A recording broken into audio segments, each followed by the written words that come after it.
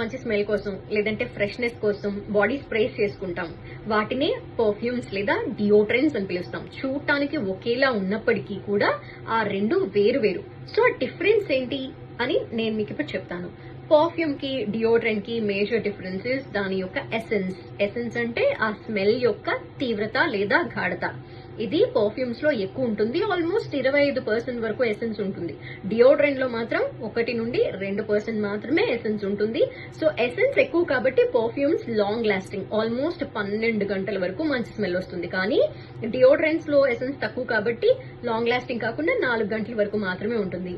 And deodorants లో anti పర్సిప్రెంట్ ఉంటుంది. అది చర్మం యొక్క చెమటనంతా పీల్చుకొని మంచి ఫ్రెష్నెస్ ని క్రియేట్ చేస్తుంది. బట్ పర్ఫ్యూమ్స్ లో మాత్రం ఇది ఉండదు కాబట్టి ఫ్రెష్నెస్ రాదు, స్మెల్ మాత్రం ఉంటుంది. అండ్ పర్ఫ్యూమ్స్ ని డైరెక్ట్ గా బాడీకి స్ప్రే చేసుకుంటే ర్యాషెస్ వస్తాయి.